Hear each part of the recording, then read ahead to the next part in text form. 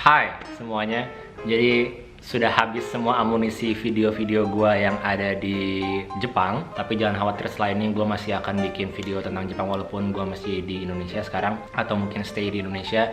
Tapi kalau kalian masih request tentang video Jepang, mungkin gue bisa tetap bikin apapun itu. Jadi jangan khawatir, channel ini akan dibawa kemana. Ada unsur Jepangnya masih mungkin, atau nanti tentang Indonesia juga nggak masalah. Pokoknya tenang aja, insya Allah tidak akan kehabisan ide untuk bikin video di channel ini ya. Jadi ini basically adalah syuting atau pengambilan video pertama gue setelah gue pulang dari Jepang. Dan gue lagi di rumah sekarang, masih di Bandung. Yang paling banyak ditanyakan ketika pertama kali gue pulang adalah bagaimana atau apakah bisa handphone yang ada di Jepang digunakan di Indonesia. Karena banyak sekali yang nanya itu dan mungkin mereka juga penasaran. Jadi video ini akan tentang itu. Ada dua tipe handphone di Jepang. Yang pertama sistemnya kontrak, yang kedua kita bisa beli langsung dengan SIM free. Yang pertama gue punya iPhone gue. Ini iPhone 7. Jadi dulu sebenarnya waktu gue pertama kali ke Jepang, gue belinya itu iPhone 6. Nah, iPhone 6 ini punya masalah. Kita nggak bisa semacam kayak unlock secara legal. Karena kalau mau dibawa keluar dari Jepang itu harus menggunakan tambahan tools namanya AirSIM. Bisa dibeli di Amazon, bisa dibeli di Indonesia juga banyak.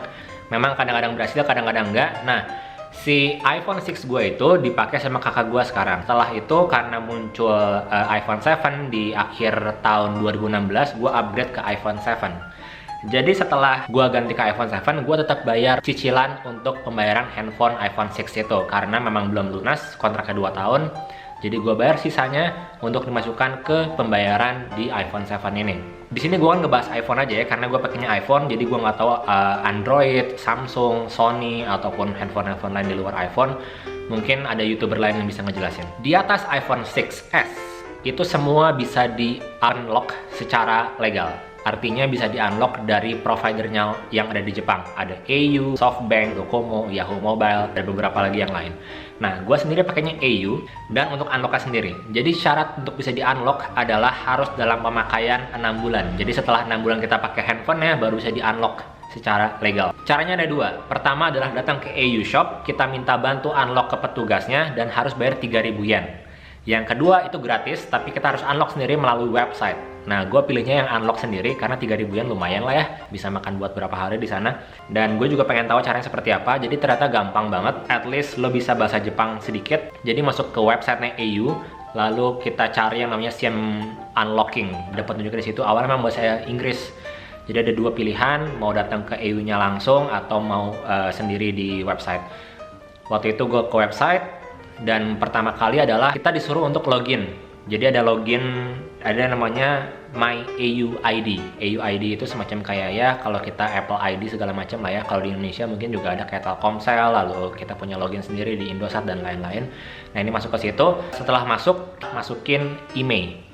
Setelah di unlock, mau digunakan di negara mana? Pilihnya dan ada Indonesia. Jadi gue pilih Indonesia waktu itu. Dan setelah itu persetujuan, ada term and condition segala macam. Setelah itu langsung di unlock.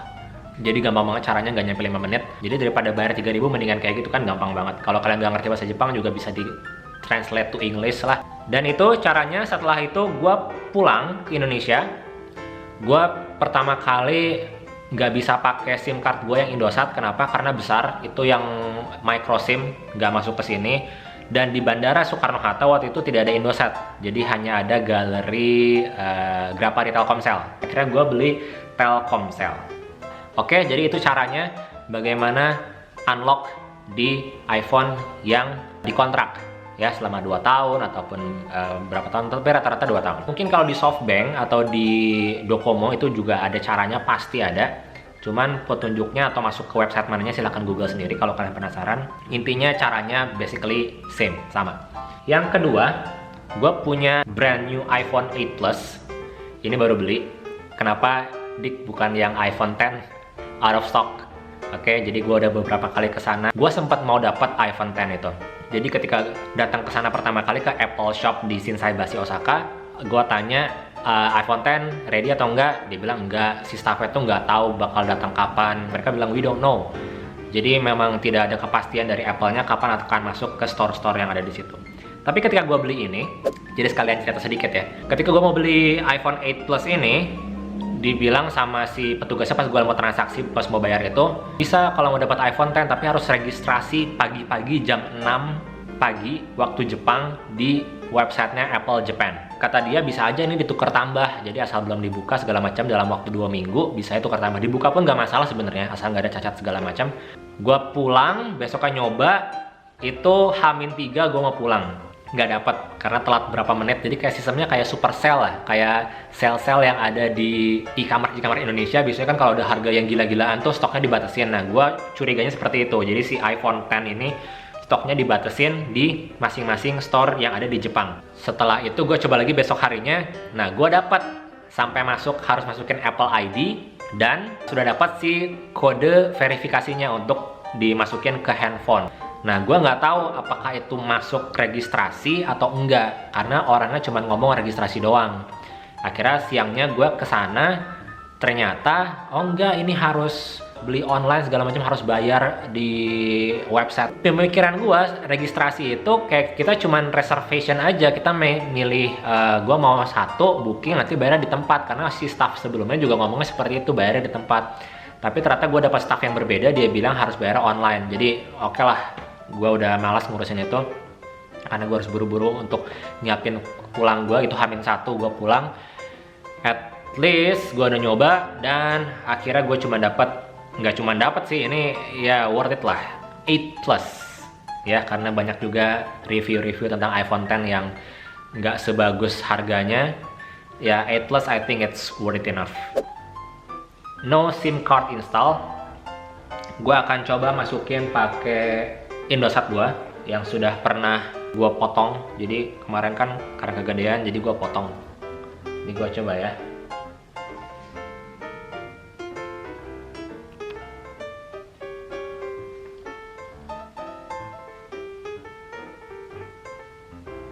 Oke, langsung kebaca Indosat Oredo. Gue baru tahu Indosat sekarang namanya Oredo.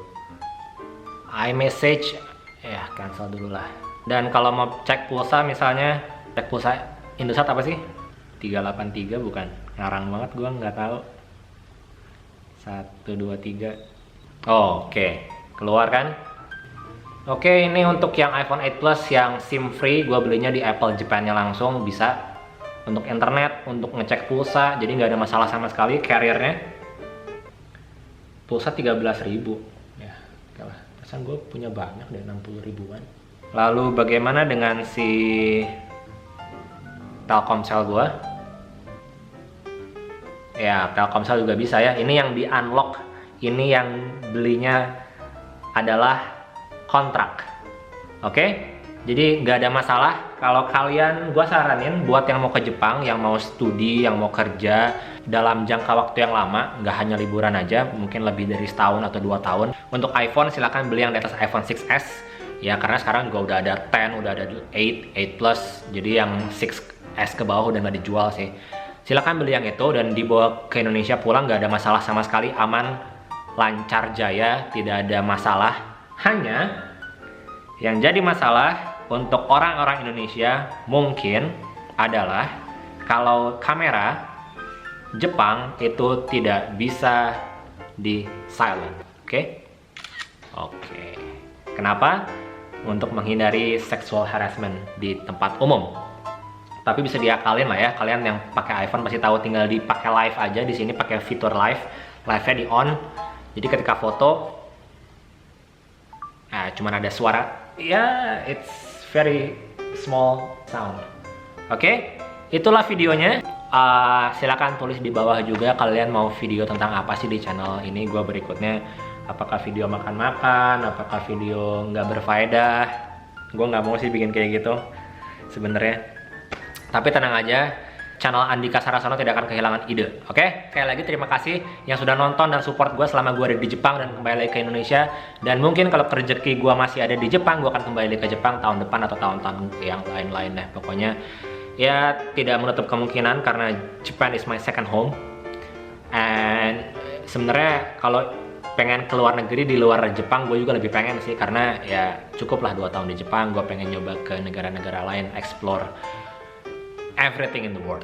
Oke, tenang aja, tidak akan kehilangan ide di channel ini, jadi jangan di unsubscribe. Sampai ketemu lagi, dadah.